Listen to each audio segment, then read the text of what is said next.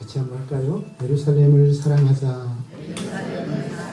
다시 한번 하겠습니다. 예루살렘을 사랑하자. 예루살렘은 이르샬렘입니다. 샬롬은 평화죠. 이르는 성이고 평화의 성. 그래서 평화의 성이란 뜻입니다. 그리고 더 나아가서 완전한 성이라고 부르기도 합니다. 왜 예루살렘을 평화의 성, 완전한 성이라고 부를까요? 그것은 그 예루살렘이 하나님의 성전이 있는 곳이기 때문입니다. 그리고 살아계신 하나님께서 그곳에 임재해 계시기 때문이죠. 그래서 예루살렘을 평화의 성이라, 완전한 성이라 부르는 것입니다. 평안하고 싶으십니까? 완전한 삶을 원하십니까?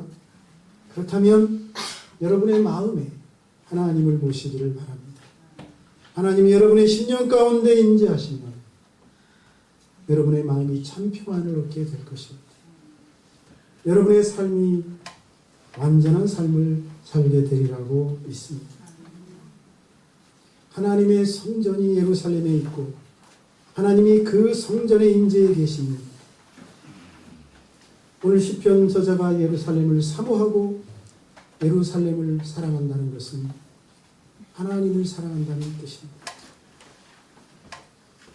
바벨론의 포로로 끌려가 노예 생활하던 다니엘이 하루 3번 기도할 때마다 예루살렘 성전을 향하여 무릎을 꿇고 기도했던 것처럼 모든 이스라엘 백성들은 예루살렘을 사모하고 사랑했습니다. 각지에 흩어져 살던 이스라엘 백성들은 절기 때만 되면 그 예루살렘에 모여들어 그곳에서 하나님께 제사를 드리며 기뻐하고 하나님의 사랑과 은혜를 나누었습니다. 그만큼 그들이 하나님을 사랑했기 때문인 줄로 믿습니다. 더 나아가면 예루살렘을 사랑한다는 것은 교회를 사랑한다는 뜻도 됩니다. 예루살렘은 장차 나타날 새 예루살렘의 예표라고 말하고 있는데 요한계시록을 보면 새 예루살렘은 바로 교회를 말하고 있습니다. 교회가 왜 새 예루살렘입니까? 교회는요, 예수님이 세웠기 때문이죠. 마태복음 16장 18절에서 19절에 보면 너는 베드로라 내가 이 반석 위에 내 교회를 세우리니 음부의 권세가 이기지 못하리라. 베드로의 뜻이 반석이라는 뜻이잖아요.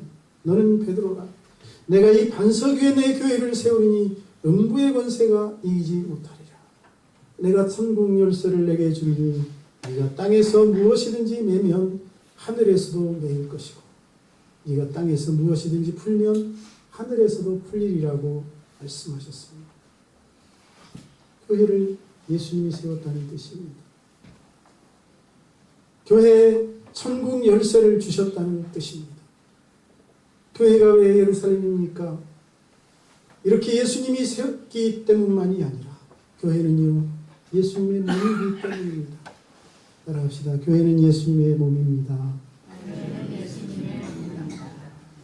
교회는 예수님의 몸이기 때문에 교회를 사랑하는 것은 하나님을 사랑하는 것이요 예수님을 사랑하는 것입니다. 또한 교회에는 하나님이 임재해 계십니다. 뿐만 아니라 이 지상에서 오직 하나님의 영광과 하나님의 일을 수행하도록 하기 위하여 세움을 받은 기관이 있다고 한다면 그것은 교회입니다. 이 세상에 많은 기관들과 단체들과 법인들이 있지만 그것은 하나님의 영광을 위하여 세운 것이 아닙니다. 오직 교회만이 생명을 구원하고 복음을 전하는 이 하나님의 일을 위하여 세움을 받은 기관인 줄로 믿습니다. 그러므로 교회를 사랑한다는 것, 그것은 하나님을 사랑하고 예수님을 사랑한다는 말인 줄로 믿습니다. 교회를 얼마나 사랑했으면 시편 기자의 눈에 예루살렘이 아름답게 보일 거예요. 그런데 우리 하나님은 이처럼 새 예루살렘인 교회를 사랑하는 사람에게는 복을 주십니다. 뭘 주신다고요? 복을 주세요. 복 좋아하시잖아요. 그죠? 그런데 그 복은 교회를 사랑하는 사람에게 주시는 줄로 믿습니다. 예루살렘을 사랑하는 사람에게 주시는 줄로 믿습니다.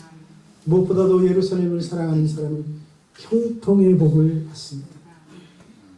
6절 예루살렘을 위하여 평안을 구하라. 예루살렘을 사랑하는 자가 형통하리로다 라고 말하고 있습니다. 형통의 복을 받는다는 뜻입니다. 형통이 무엇입니까? 사전을 찾아보면 모든 일들이 뜻대로 잘 되어 간다는 뜻입니다. 모든 일들이 자기 뜻대로 잘 되어가는 것을 형통이라고 하죠. 하지만 우리 그리스도인들에게 있어서 형통이란 다른 의미를 갖습니다. 우리에게 형통이란 내 뜻이 아니라 누구의 뜻? 하나님의 뜻을 이루는 것을 말합니다. 하나님의 뜻대로 살아가는 삶을 말합니다. 그러므로 하나님의 뜻대로 성령에 이끌려 사는 삶이 형통의 삶인 줄로 믿습니다.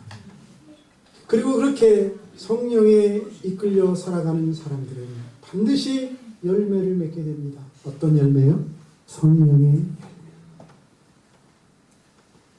그리고 그렇게 성령의 열매를 맺는 인생은 수많은 인생들 가운데 가장 복되고 아름다운 인생이요, 가장 보람되고 가치 있는 삶을 산 사람인 줄로 믿습니다.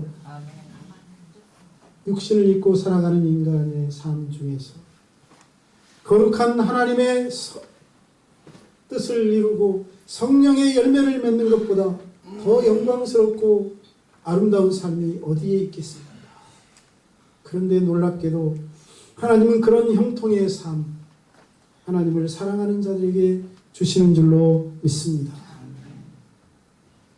성경은 요셉을 형통한 자라고 칭하고 있습니다. 창세기 39장 2절로 3절을 보면 여호와께서 요셉과 함께 하심으로 그가 형통한 자가 되어 그의 주인 애국 사람의 집에 있으니 그의 주인이 여호와께서 그와 함께 하심을 보며 또 여호와께서 그의 범사에 형통케 하심을 보았다고 말하고 있습니다. 요셉이 형통한 이유가 뭐라고요? 여호와께서 함께 하심. 그렇다면 여호와께서 왜 요셉과 함께 하셨을까요? 요셉이 하나님을 사랑했기 때문인 줄로 믿습니다.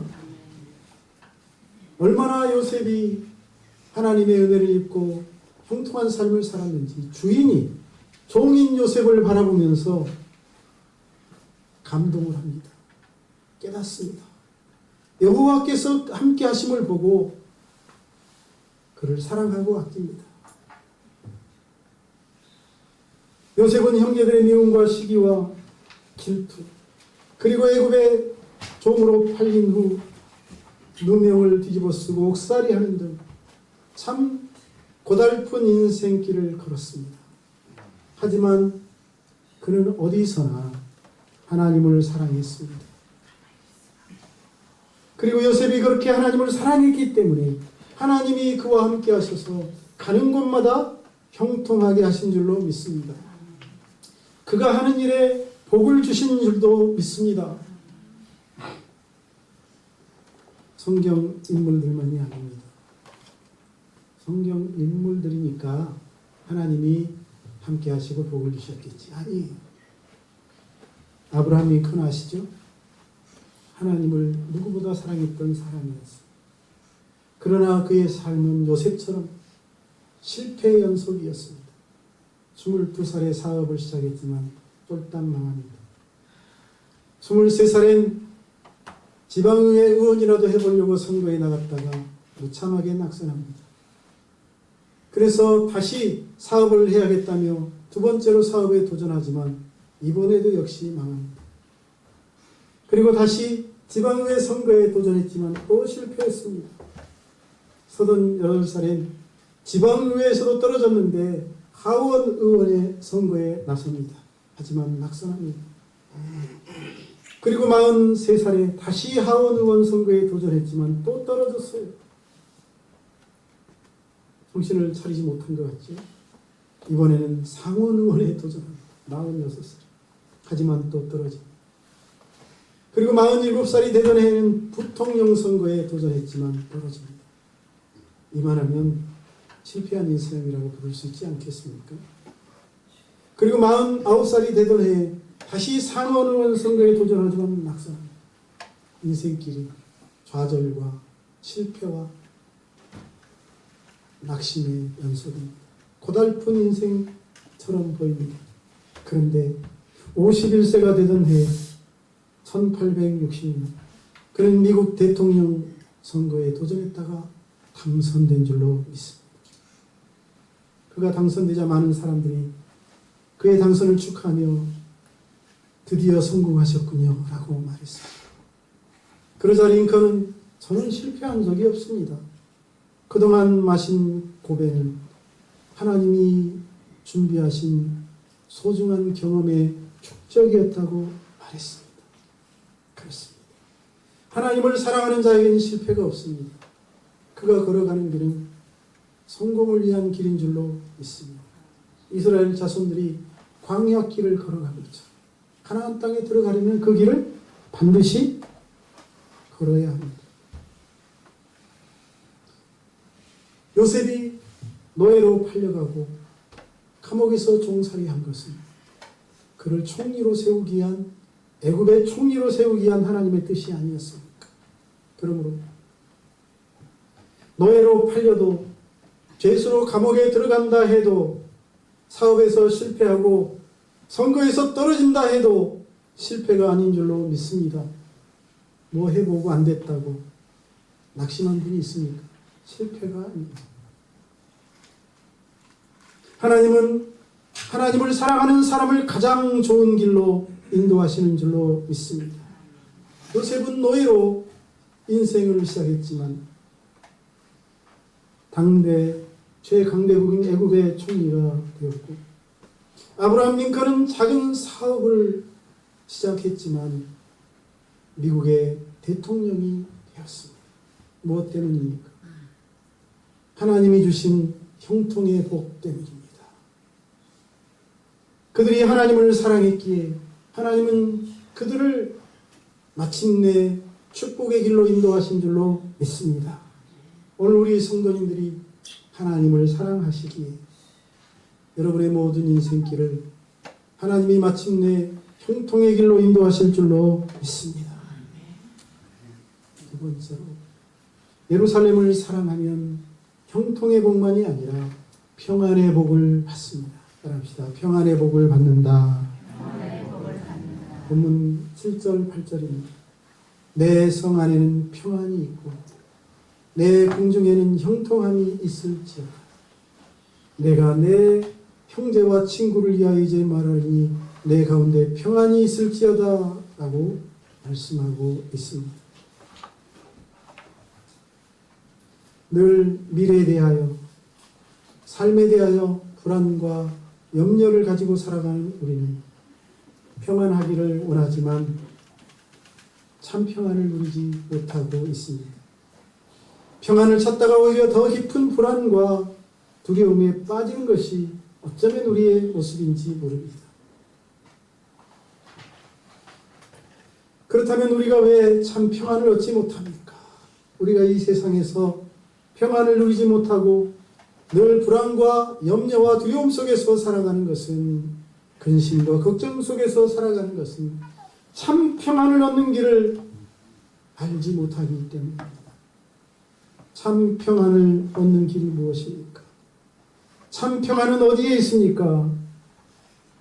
본문을 잘 음미해 보면 그 길이 무엇인지 알 수 있습니다.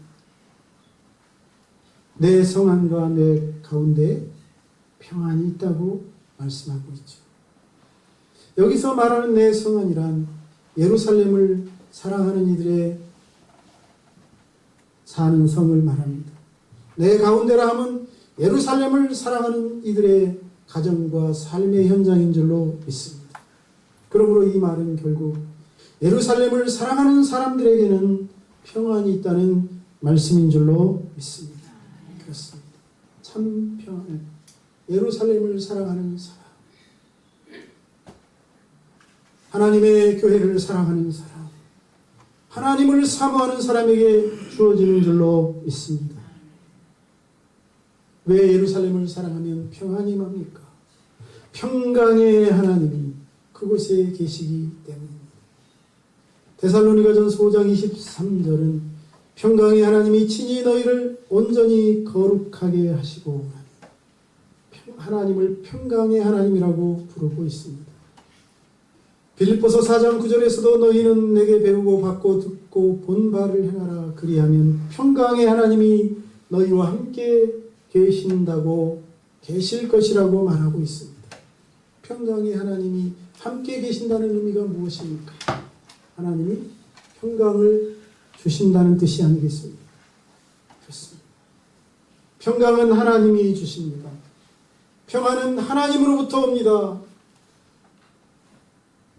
오직 하나님이 주시는 이 평안만이 인간에게 쉼과 안식 그리고 기쁨과 참 평안을 주는 줄로 믿습니다. 왜 그럴까요? 그것은 바로 하나님이 인간을 만드신 분이기 때문입니다. 그분이 우리를 만드셨기에 우리를 참 평안케 하실 수 있단 말입니다.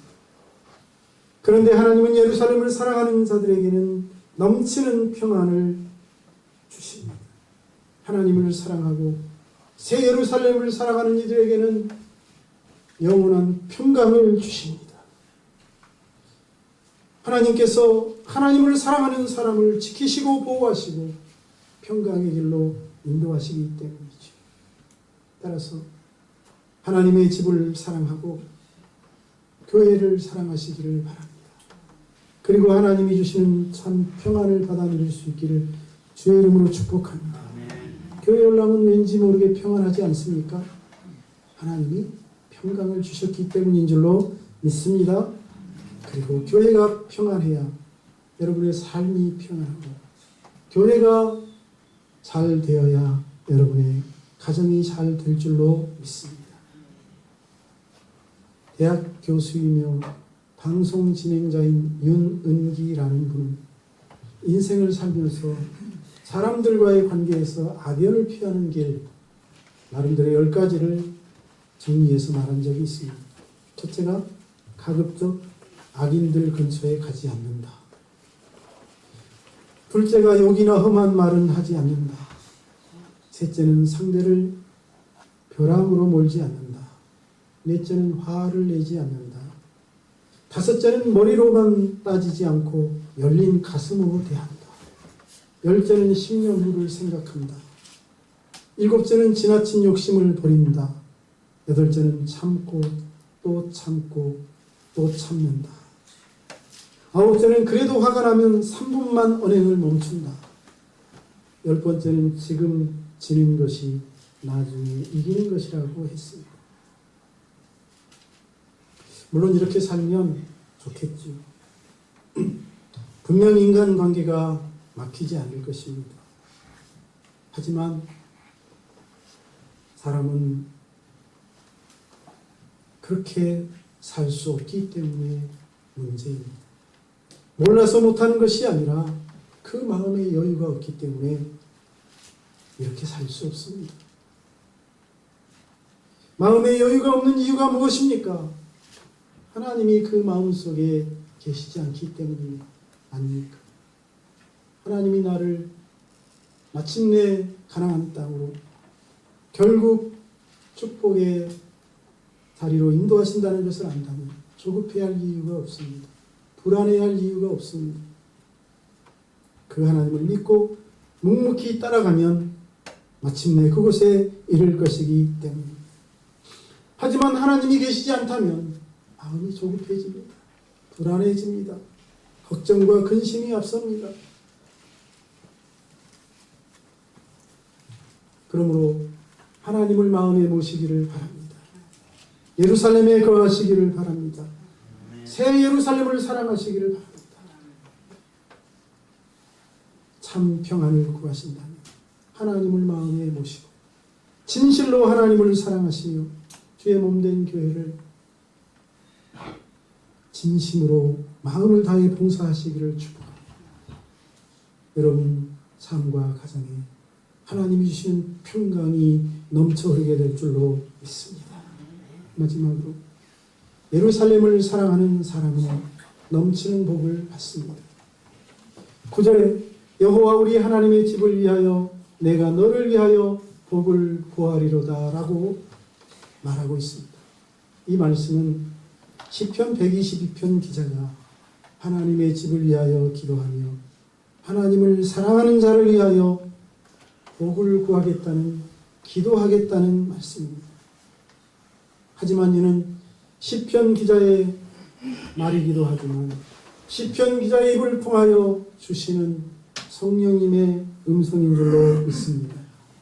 무슨 말인가 하니 성령님은 하나님을 사랑하는 자를 위하여 기도하시며 복을 구하시는 분이기 때문입니다. 그리고 더 나아가 하나님을 사랑하는 자들에게는 하나님께서 성령님께서 친히 복을 주십니다. 어떤 복을 주실까요? 하나님을 사랑하는 자들에게는 넘치는 복을 주십니다. 전도서 2장 26절에 그 넘치는 복 중에 하나를 언급하고 있습니다. 하나님은 그가 기뻐하시는 자에게 지혜와 지식과 희락을 주시나 죄인에게는 노고를 주시고 그가 모아 쌓게 하사 하나님을 기뻐하는 자에게 그가 주게 하신다고 말하고 있습니다. 하나님은 하나님이 기뻐하는 자 그리고 하나님을 기뻐하는 자에게는 지혜와 지식과 희락을 주시고 죄인들이 모아 쌓은 것도 그들에게 주신대요. 그런데 죄인에게는 여기서 말하는 죄인은 누굽니까? 그가 기뻐하시는 자와 반대되는 사람, 하나님을 기뻐하는 자와 반대되는 사람을 말하는 것이 아닐까요? 하나님은 하나님을 사랑하는 자에게는 지혜와 지식과 희락을 주시나 하나님을 사랑하지 않는 죄인들에게는 노고를 주신다는 말씀입니다. 그러므로 하나님을 사랑해야 되겠습니까? 사랑하지 않아야 되겠습니까? 하나님을 사랑하시기를 축복합니다. 요한 3서 1장 2절을 보니 요한은 가이오라는 사람에게 사랑하는 자여 내 영혼이 잘됨같이 내가 범사에 잘되고 강건하기를 내가 간구하노라 라며 하나님이 주시는 넘치는 복 중에 또 하나를 언급하고 있습니다. 사도는 하나님을 사랑하는 가이오를 진실로 사랑하면서 그의 범사가 잘되고 강건하기를 구하고 있는 것입니다. 이것이 사도의 입을 통해 우리에게 말씀하시는 하나님의 음성인 줄로 믿습니다.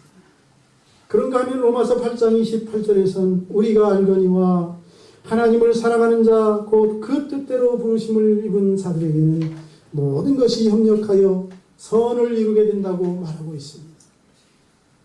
하나님을 사랑하시는 자에게 주시는 넘치는 복 중에 또 하나가 바로 우리가 하는 모든 일들이 결국 협력하여 선을 이루게 된다는 것이죠. 얼마나 놀라운 복이요, 얼마나 넘치는 복입니까? 문학인은 오늘 이 자리에 참석한 저와 여러분, 특별히 하나님을 사랑하는 우리 창대교회 성도님들에게 이 넘치는 복이 함께 하시기를 주님의 이름으로 축복합니다. 실제로 하나님을 사랑하여 하나님의 명령에 따라 백세에 얻은 아들 이삭을 번제로 드리려 했던 아브라함, 그 믿음을 하나님께 인정받고 복을 받아 믿음의 조상이 되었습니다. 하나님을 사랑했던 솔로몬은 그 구하는 것이 하나님의 맞은지라 하나님께서 지혜는 물론 구하지 않는 온갖 부귀 영화까지도 다 주셨습니다. 여기서 하나님의 마음에 맞았다는 것은 솔로몬이 자기가 만든 것을, 자기 마음에 원하는 것을 구한 것이 아니라 하나님을 사랑하여 하나님을 기쁘시게 하기 위하여 하나님이 원하는 것을 구했다는 말입니다. 하나님을 사랑해서 앞으로 30일 동안 왕 이외에 어떤 신에게라도 기도하기만 하면 굶주린 사자굴에 던져놓는다는 기엄한 왕명을 어기고 원수들 앞에서 보란듯이 예루살렘을 향한 창문을 열고 잡을 테면 잡아봐라, 사자굴에 던져넣을 테면 던져넣어라 무릎을 꿇고 3번씩 기도했던 다니엘. 굶주린 사자의 입을 막으시고 자신을 지키시는 살아계신 하나님을 만나, 그리고 그 일로 인하여 왕의 노여움을 사긴 했지만 이 사건 이후로 더 왕의 사랑과 관심을 받게 된 줄로 믿습니다. 이처럼 하나님을 사랑하고 하나님을 사모하는 사람들은 넘치는 복을 받게 됩니다. 그러니 사랑하는 성도들이여, 하나님을 사랑하는 사람이 되십시오. 성공의 비결, 잘 풀리는 비결은 다른 것이 아닙니다. 하나님을 사랑하는 것이 바로 성공의 비결입니다. 그러므로 하나님을 사랑하는 일에 초점을 맞추십시오. 하나님의 교회를 사랑으로 섬기는 일에 최선을 다하십시오. 나머지는 하나님이 채워주시고 선물로 주실 줄로 믿습니다. 이제 말씀을 맺습니다. 사랑하는 성도 여러분, 예루살렘을 사랑하십시오. 하나님을 사랑하고 교회를 사랑하십시오. 함께 하나님을 섬기는 하나님의 사람들을 아끼고 존경하고 사랑하십시오. 하나님께서는 그런 사람, 예루살렘을 사랑하는 자들에게 형통의 복을 주신다고 약속하고 있습니다. 평강의 복을 더하신다고 말씀하고 있습니다. 그리고 그 위에 넘치는 복을 더하실 것입니다.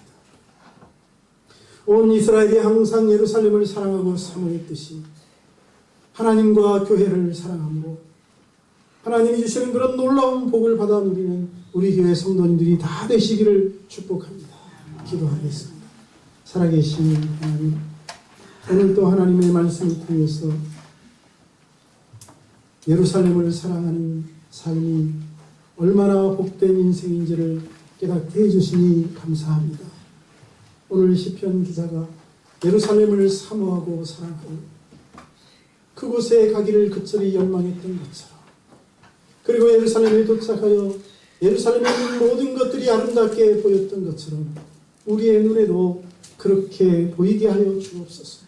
하나님을 사랑하고 하나님을 사모함으로 하나님의 몸된 교회를 사랑하게 하여 주시고 하나님의 교회의 모든 것들을 사모하고 사랑하고 축복하고 주 앞에서 헌신하는 종들이 다 되게 하시고 그 일로 인하여 우리 교회 모든 성도들이 하나님께 복을 받되 우리 하나님이 주시는 놀라운 복을 받아 누리게 하여 주시옵소서. 무엇보다도 형통의 복을, 평강의 복을, 넘치는 축복을 더하시옵소서. 예수님의 이름으로 기도하옵나이다. 아멘.